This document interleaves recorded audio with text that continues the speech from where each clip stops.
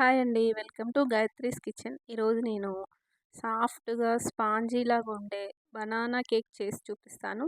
Cake అయితే చాలా అంటే చాలా బావుంటుందండి. ఇంట్లో ఒక 2 బనానాలుంటే ఈజీగా మనము ఈ స్పాంజ్ కేక్‌ని, ఈ బనానా కేక్‌ని తయారు చేసుకోవచ్చు. ప్రాసెస్ కూడా చాలా ఈజీగానే ఉంటుంది. ఒక హాఫ్ అన్ అవర్‌లో అయిపోతుందండి. చాలా అంటే చాలా బావుంటుంది. పిల్లలు అందరూ ఎంతో ఇష్టంగా తింటారు. ఇప్పుడు క్రిస్మస్ అలాగే న్యూ ఇయర్ వస్తుంది కదా! ఈ విధంగా చేసుకోండి. చాలా బావుంటుంది. ఇప్పుడు ప్రాసెస్ చూద్దాము. ఇప్పుడు బాగా పండిన 2 అరటిపండ్లను తీసుకోవాలండి. పెద్ద సైజు అరటిపండ్లయితే తీసుకోండి. నేను తీసుకునే క్వాంటిటీకి ఇవి సరిపోతాయి. ఇప్పుడు మనము మైదా పిండిని తీసుకోవాలండి. నేనైతే ఈ కప్‌తో 1 ½ కప్ వరకు చేస్తున్నాను. 1 ½ కప్పు మైదా పిండిని మంచిగా జల్లించుకోవాలి.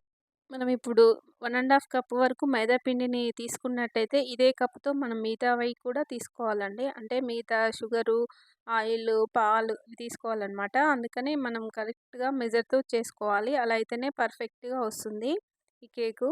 ఇప్పుడు దీంట్లోకి మనము ముందుగానే దీంట్లోకి ఈ పిండిలోకి ఒక స్పూన్ వరకు బేకింగ్ పౌడర్ వేసుకోవాలి. అలాగే దీంట్లోకి ఒక హాఫ్ స్పూన్ వరకు బేకింగ్ సోడా వేసుకోవాలండి. అంటే తినే సోడా ఉంటుంది కదా! మనం వంటలలో వాడేది. ఇది వేసుకోవాలనమాట. ఒక హాఫ్ స్పూన్ వరకు వేసుకొని, ఇదంతా మంచిగా కలిసే విధంగా అంతా మిక్స్ చేసుకొని పక్కన పెట్టేసుకోవాలండి. ఇప్పుడు ఒక మిక్సీ జార్ తీసుకోవాలి. ఈ మిక్సీ జార్‌లోకి మనం ముందుగానే దీంట్లోకి షుగర్ ఉంటది కదా! షుగరు ఒక ముప్పావు కప్పు వరకు తీసుకోండి. మనకు తినే స్వీట్‌ని బట్టి మీరు ఎక్కువ స్వీట్ కావాలనుకుంటే కొంచెం ఎక్కువ వేసుకోవచ్చు.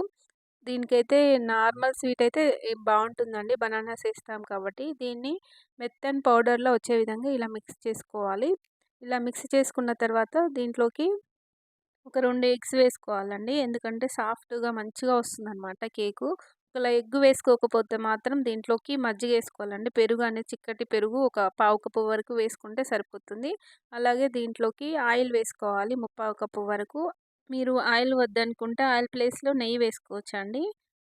నెయ్యైనా వేసుకోవచ్చు. ఇప్పుడు అలాగే దీంట్లోకి ఒక హాఫ్ కప్ వరకు మరిగించి చల్లార్చిన పాలు చిక్కటివి వేసుకోవాలి.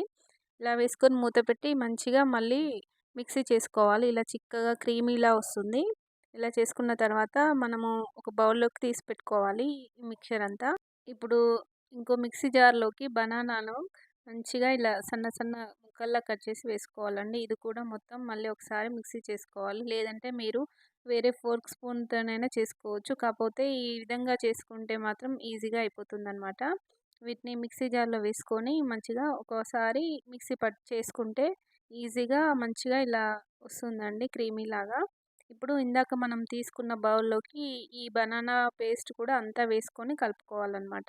మంచిగా ఈ 2 మంచిగా మిక్స్ అయ్యే విధంగా విస్కర్ తీసుకొని దాంతోటి మంచిగా ఇలా అనుకోవాలి. మొత్తం 2 కలిసిపోయే విధంగా చేసుకోవాలి. ఇలా అంతా మిక్స్ చేసుకున్న తర్వాత మైదా పిండి ఉంది కదండీ! మనం రెడీగా పెట్టుకున్న మైదా పిండిని వేసుకొని ఇందులోనే ఈ విధంగా విస్కర్‌తో మంచిగా ఒకటే వేలో కలుపుకుంటూ ఉండాలండి. ఇలా ఒకటే వేలోనే తిప్పాలనమాట విస్కర్‌ని. ఇలా కలుపుకోవాలి. మొత్తము పిండిని ఒకటేసారి కాకుండా ఇలా కొద్ది కొద్దిగా వేసుకుంటూ మంచిగా కలుపుకోవాలి. అంటే పిండి ఉండల్లా లేకుండా మంచిగా పేస్ట్‌లా వచ్చే విధంగా సాఫ్ట్‌గా ఉండే విధంగా ఉండలనేటివి అస్సలు లేకుండా చూసుకోవాలండి.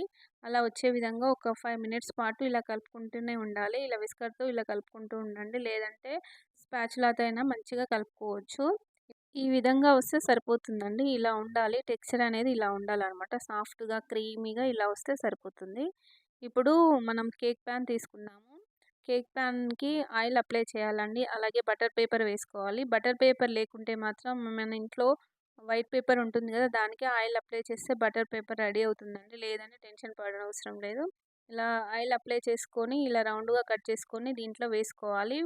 ముందుగానే నేను ఈ బౌల్‌కి ఆయిల్ అప్లై చేశానండి.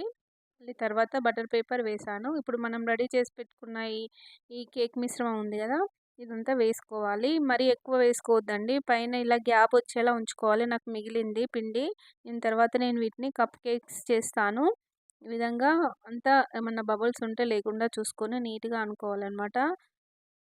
ఇప్పుడు కేక్ చేసినా కూడా ఇలా గ్యాప్ ఉండాలండి. ఎందుకంటే కేక్ మంచిగా పొంగుతది కాబట్టి ఇలా గ్యాప్ ఉంటే అది లెవెల్ అవుతుందనమాట. ఇప్పుడు స్టవ్ పై ఒక మందపాటి గిన్నె పెట్టుకోవాలండి. ఇలా మందపాటి గిన్నె పెట్టుకున్న తర్వాత దీంట్లోకి ఒక స్టాండ్ పెట్టుకోవాలి.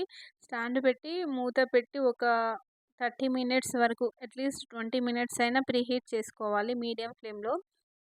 ఇలా ఒక 20 ఆర్ 30 మినిట్స్ చేసుకున్న తర్వాత ఈ మూత తీసి దీంట్లోకి మనం ముందుగా రెడీ చేసి పెట్టుకున్న కేక్ బౌల్ ఉంది కదండీ! దాంట్లో రెడీగా పెట్టుకున్నాం కదా! ఇది పెట్టుకోవాలనమాట. ఎందుకంటే ముందే వేడి చేసి పెట్టుకుంటేనే ఈ హీట్‌కి అది ఉడుకుతుందండి. డైరెక్ట్ పెడితే ఎక్కువ టైం పెట్టాల్సొస్తది. మంచిగా అన్ని వైపులా వేడనేది రాదనమాట. ప్రీహీట్ ఖచ్చితంగా చేసుకోవాలి. ఇలా గిన్నె పెట్టుకున్న తర్వాత మూత పెట్టి ఒక 35-40 మినిట్స్ వరకు పెట్టుకోవాలండి. మీడియం ఫ్లేమ్‌లోనే పెట్టుకోవాలి. పెట్టుకొని ఇలా ఉడికించుకుంటే ఈ విధంగా అవుతుందనమాట. నేనైతే ఒక 40 మినిట్స్ తర్వాత తీసి చూపిస్తున్నాను. ఈ విధంగా చూస్తే కలర్ అయితే వచ్చిందండి. ఇప్పుడు ఇది మంచిగా అయిందా లేదా చెక్ చేసుకోవాలి. అంటే ఒక చాక్ కానీ, టూత్ పిక్ కానీ ఇలా కుచ్చి చూడాలి. మనకు ఏమన్నా పచ్చిగా తగిలిందనుకోండి ఉడకనట్టు. నాకైతే సరిగ్గా ఉడికిందండి. మంచిగా అయింది.